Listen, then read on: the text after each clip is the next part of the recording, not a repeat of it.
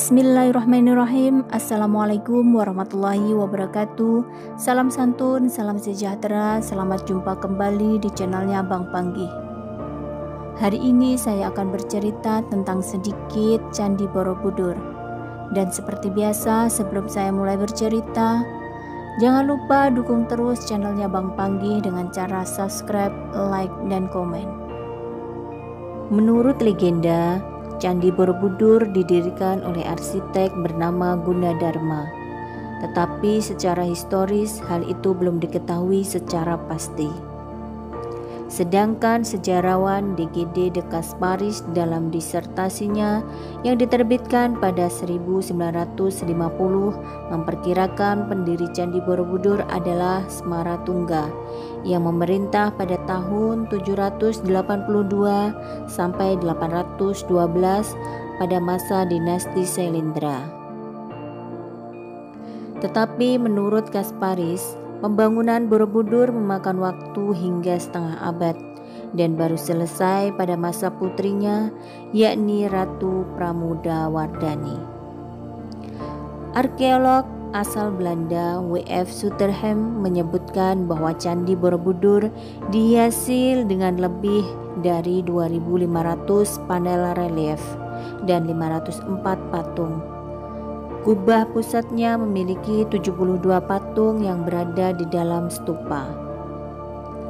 Guru besar dari Institut Seni Indonesia Denpasar, IGD Mugi Raharja, menuliskan dalam makalahnya bahwa arsitektur Candi Borobudur merupakan perpaduan antara filosofi Buddha dengan budaya Nusantara.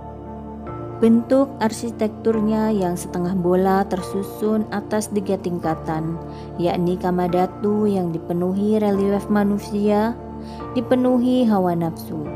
Kemudian Rupadhatu yang menggambarkan manusia memerangi hawa nafsunya, namun masih terikat dengan unsur duniawi.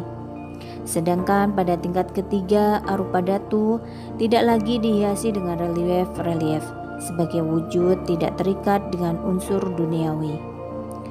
Candi Borobudur, tulis Raharja, juga mengacu pada kosmologi Nusantara yang berorientasi ke gunung dengan pola bangunan punden berundak.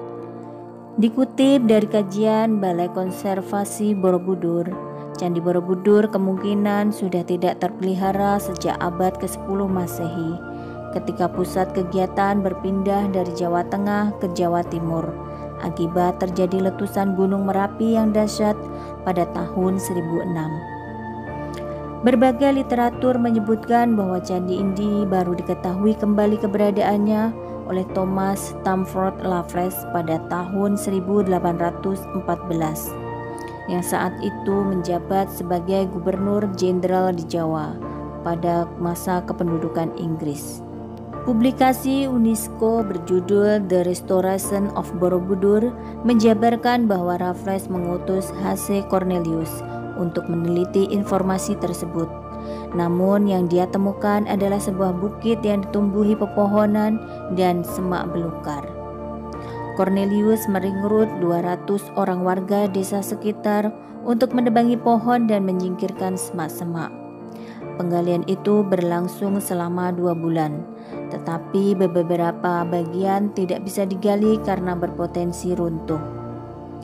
Sejak 1817 hingga seterusnya, penggalian skala kecil dilakukan, tetapi hasilnya tidak pernah tercatat. Baru pada tahun 1834, bangunan candi terlihat setelah residen di wilayah Kedu pada saat itu, C.L. Hartman, membersihkan secara menyeluruh. Sejarawan dan arkeolog Sukmono dalam bukunya berjudul 1 Abad Usaha Penyelamatan Candi Borobudur 1991 menyebutkan bahwa upaya pemotretan relief Borobudur mulai dilakukan pada tahun 1845 oleh juru foto yang bernama Schäfer. Namun karena hasil fotonya dianggap tidak memuaskan, dokumentasi relief Borobudur digambar dengan tangan oleh seorang tentara bernama V.C. Wilson.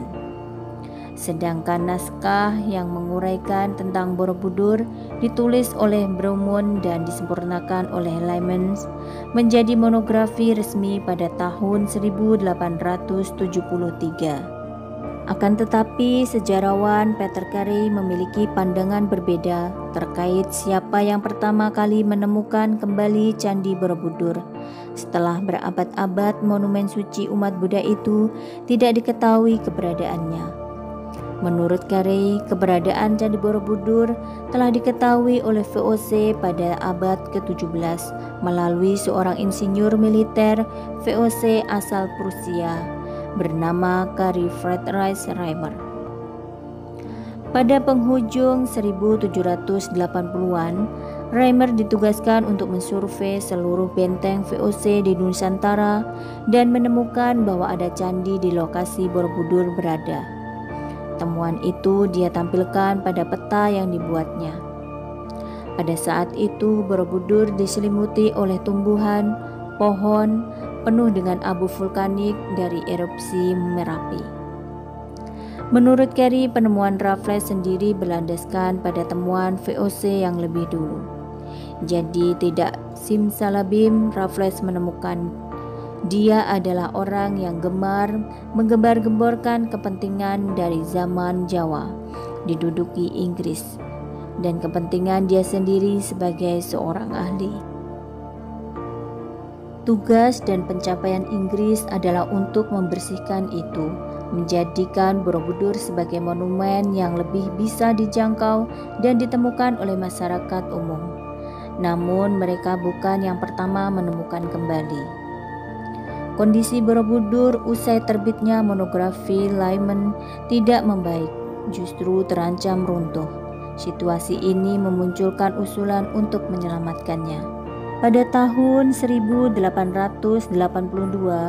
muncul usulan untuk menghancurkan candi tersebut dan memindahkan seluruh reliefnya ke museum. Tetapi pemerintah Hindia Belanda saat itu menugaskan Rio Nevlet meneliti kondisi Candi Borobudur.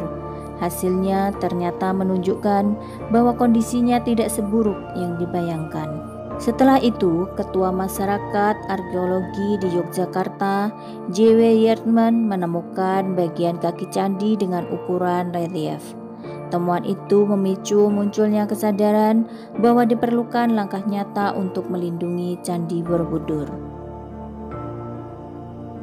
Oh ya guys, sampai di sini dulu sedikit cerita tentang Candi Borobudur. Apabila ada kata dan penerapan yang salah, saya manusia biasa, mohon maaf. Wassalamualaikum warahmatullahi wabarakatuh. Salam santun, rahayu, rahayu, rahayu.